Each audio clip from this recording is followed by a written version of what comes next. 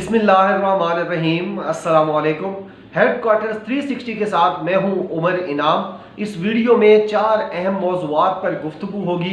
सबसे पहले वज़ीर आज़म इमरान खान साहब की कल जो तकरीर थी, जिसको इलेक्शन तकरीर भी कहा जा रहा है और बजट तकरीर भी कहा जा रहा है, उसके ऊपर बात करेंगे। उसके साथ साथ पीडीएम की कुछ मीटिंग्स हो रही हैं, कोई हलचल करने की कोशिश कर रहे हैं ये लोग 23 मार्च के लिए, वो नाकाम हो चुकी है वो सारी। उसके ऊपर बात करेंगे। तहरीक अदम एतमाद एक तरह से नाकाम होती नज़र आ रही है, उस पर बात करेंगे। और आखिर में लॉन्ग मार्च जो पीपल्स पार्टी लेकर निकल चुकी है इस्लामाबाद की तरफ, वो उसकी क्या इम्पोर्टेंस है, क्या उसके इफ़ेक्ट्स आ सकते हैं इमरान खान साहब की हुकूमत के ऊपर, इसके ऊपर बात करेंगे। सबसे पहले अगर हम वज़ीर आज़म इमरान खान साहब की तकरीर देखें तो जैसे मैंने कहा कि ये जो तकारीर है इस तरह की, ये जो खिताबात हैं कौम के साथ, जो वज़ीर आज़म इमरान खान साहब ने जिस तरह कल किया, ये इससे एक चीज़ तो समझ आती है कि ये इतने बड़े रिलीफ हमेशा या बजट पे दिए जाते हैं या इलेक्शन से पहले दिए जाते हैं, लेकिन ये वज़ीर आज़म इमरान खान साहब ने हमेशा वो अनहोनी करते हैं। और ये भी उन्होंने एक अनहोनी की है कि ना तो बजट आ रहा है, बजट को 4 महीने पड़े हैं, और जो इलेक्शन है उसको अभी 1.5 साल पड़ा है, लेकिन वज़ीर आज़म इमरान खान साहब ने ये जो कौम के साथ खिताब किया उसमें ये सारा सरप्राइज़ दिया। मैं कल से ये सोच रहा हूँ कि वज़ीर आज़म इमरान खान साहब को अगर 3 साल तक कोरोना वायरस का बहरान दरपेश ना होता, जिसने हमारी मईशत को भी दुनिया की मईशतों की तरह झंझोड़ कर रख दिया है, अगर ये बहरान इमरान खान साहब को ना आता 3 साल में, तो कल जो वो ऐलानात कर रहे थे, तो इन ऐलानात की शिद्दत और कितनी ज़्यादा होती और कितना ज़्यादा रिलीफ उनकी तरफ से, उनकी हुकूमत की तरफ से कौम को दिया जा सकता था। बहरहाल वज़ीर आज़म इमरान खान साहब की इस तकरीर ने, इस एक खिताब ने पूरी पीडीएम का और पीपल्स पार्टी के लॉन्ग मार्च का और सहाफ़ियों की जो नैरेटिव बिल्डिंग थी उसका सत्यानाश करके रख दिया है। और अब कल से आपने देखा होगा कि बड़े तज्ज़ियाकार जो हैं वो कुछ भी बोलने के लायक नहीं है, बिल्कुल चुप हैं, खामोश हैं। एक खामोशी छाई हुई है क्योंकि वज़ीर आज़म इमरान खान साहब ने एक दफ़ा फिर सरप्राइज़ किया है। पहले दफ़ा हमने सरप्राइज़ 27 फरवरी को किया था 2019 में, अब 28 फरवरी को सरप्राइज़ कर दिया है वज़ीर आज़म इमरान खान साहब ने। अब तहरीक अदम एतमाद की बात कर लेते हैं। बहुत डराया जा रहा है कि जनाब तहरीक अदम एतमाद आ रही है। पहले तो इन वजीफ़ा खोरों की तरफ से, इन सहाफ़ियों की तरफ से डराया गया कि वज़ीर आज़म इमरान खान साहब जब रूस में होंगे तो उस वक्त तहरीक अदम एतमाद आएगी, जो कि, और ये भी लोग कहते रहे कि ये लोग वज़ीर आज़म को डराते रहे कि आप रूस ना जाएँ क्योंकि जब आप वहाँ होंगे तो तहरीक अदम एतमाद आ जाएगी और वो कामयाब हो जाएगी। लेकिन वज़ीर आज़म इमरान खान साहब, ज़ाहिर है अगर नर्व्स की गेम है, नर्व्स की वॉर है, तो इसको इमरान खान से बेहतर कोई नहीं लड़ सकता और ना समझ सकता है। वज़ीर आज़म इमरान खान साहब रूस गए और अपना शेड्यूल के मुताबिक दौरा पूरा करके वापस आए। कोई अदम एतमाद की तहरीक नहीं आ सकी और आइंदा भी नज़र नहीं आती। उसकी चंद वजूहात हैं। सबसे बड़ी वजह तो ये है कि जो नंबर्स गेम है वो नहीं पूरी हो रही अपोजिशन के पास। अपोजिशन को अभी तक सॉलिड कोई कमिटमेंट किसी भी पार्टी ने, जो वज़ीर आज़म इमरान खान साहब की साथ खड़ी है उनकी हुकूमत में, किसी ने नहीं दी। बात शर्तों पे हो रही है, बात ज़रूर हो रही है। और आसिफ जरदारी भी गए हैं, शहबाज शरीफ को भी उन्होंने भेजा है, आसिफ जरदारी ने आगे लगा के वो भी गए हैं, फजलुर रहमान साहब भी गए हैं, लेकिन किसी जगह पर कोई, मैं जैसे कह रहा हूँ, कोई ठोस हिकमत अमली सामने नहीं आ रही, कोई ठोस कमिटमेंट भी अभी तक सामने नहीं आ रही। तो ये जो नंबर्स गेम की मुश्किल मरहला है पहला, यही अपोजिशन अबूर नहीं कर पा रही।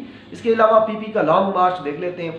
देखें जी, एक बात तो शहर इक़्तिदार में बहुत वाज़ेह है, आप सारे भी अल्हम्दुलिल्लाह इस बात को समझते हैं कि पीपल्स पार्टी का ये जो लॉन्ग मार्च वो लेकर निकले हुए हैं, ये तहरीक अदम एतमाद या वज़ीर आज़म इमरान खान साहब को इक़्तिदार से हटाने के लिए नहीं है।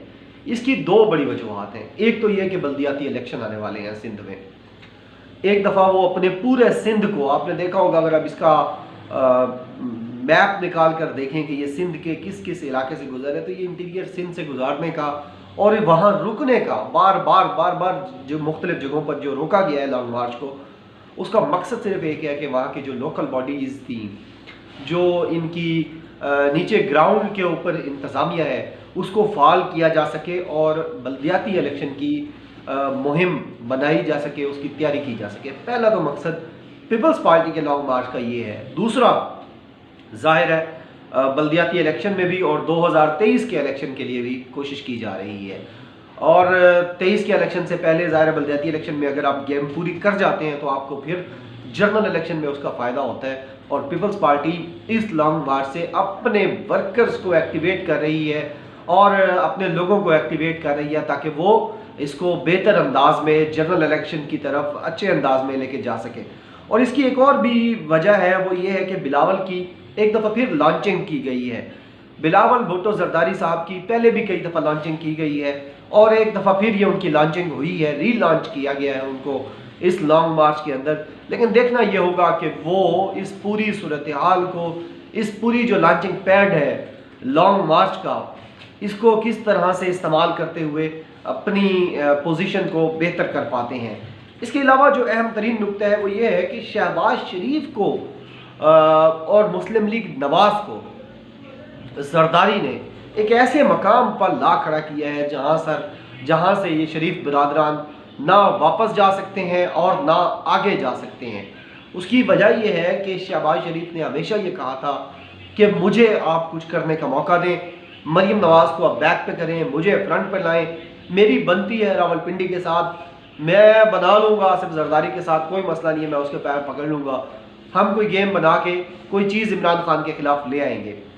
और इनको फ्री हैंड दिया गया नवाज शरीफ की तरफ से पहली दफ़ा शहबाज शरीफ को कि ठीक है मरीम नवाज़ कोई इंटरफेयर नहीं करेगी, मैं भी नहीं करूँगा, यानी नवाज शरीफ वहाँ से बैठ के नहीं करेंगे, आपने जो करना है करें।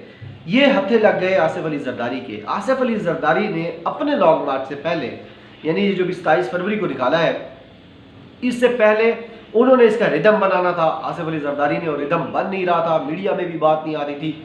तो आसिफ अली जरदारी ने उसका हल ये निकाला कि वो जाना शुरू हो गए अपोजिशन के लोगों के पास, चौधरी शुजात के पास जो हुकूमत में है उनके पास भी चले गए और लोगों के पास भी चले गए। तो वो एक डिस्कस होना शुरू हो गया पीपल्स पार्टी का और आसिफ अली जरदारी का। ये जो बयानिया है, ये जो चीज़ें थी वो डिस्कस होना शुरू हो गई। उन्होंने अपना मतलब निकाल लिया और फिर रावलपिंडी में भी उन्होंने गुड मैसेज ये भेजा कि देखें जी, हम तो तहरीक अदम एतमाद में कहीं नहीं खड़े हुए और हम तो बस आवाम की आवाज़ बने हुए हैं और आपकी आवाज़ बने हुए हैं। लिहाजा ये वो मौका था कि शहबाज शरीफ एक तरफ रावलपिंडी की निगाहों में, यानी एस्टेब्लिशमेंट की निगाहों में उनकी जो वक़्त थी, जो अहमियत थी वो कम हुई है और उसकी वजह आसिफ अली जरदारी की ज़्यादा बेहतर प्रेजेंटेशन और ज़्यादा अच्छा प्रपोजल है। और दूसरा, शहबाज शरीफ बेइज्जत हुए हैं और नाकाम हुए हैं मरीम नवाज़ के सामने और नवाज शरीफ के सामने और उनके पूरे ग्रुप के सामने। और आपको भी ज़ाहिर है पता है इस बात का कि मरीम नवाज़ का जो ग्रुप है या नवाज शरीफ का ग्रुप है वो ज़्यादा मजबूत है। उसकी वजह यह है कि नवाज शरीफ ख़ुद बैठे हुए हैं और ताहयात वो इनके कायद हैं और उनकी मौजूदगी में उनका जो वेटेज है, जो नवाज शरीफ का वज़न है वो मरीम नवाज़ के पलड़े में है। इस वजह से मरीम नवाज़ का पलड़ा जो है वो भारी है और हमेशा से मरीम नवाज़ फ्रंट पे रही हैं जब से नवाज शरीफ साहब बाहर थे। लेकिन अब ये पहला मौका था कि शहबाज शरीफ को आगे लाया गया, उनको मौका दिया गया कि आप अगर कुछ कर सकते हैं तो करें, लेकिन शहबाज शरीफ भी कुछ नहीं कर सके। तो लिहाजा तहरीक अदम एतमाद बिल्कुल आती हुई नज़र नहीं आती। पीपल्स पार्टी का लॉन्ग मार्च अपने मकासद के लिए है, वो क्या मकासद थे मैंने आपको बता दिया।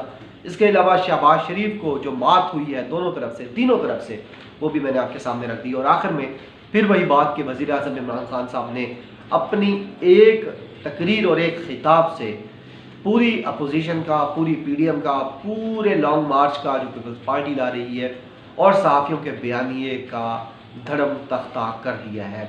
उम्मीद है आपको आज का ये प्रोग्राम पसंद आया होगा। अपना बहुत ज़्यादा ख्याल रखिएगा। बहुत शुक्रिया। अल्लाह हाफिज़। पाकिस्तान जिंदाबाद।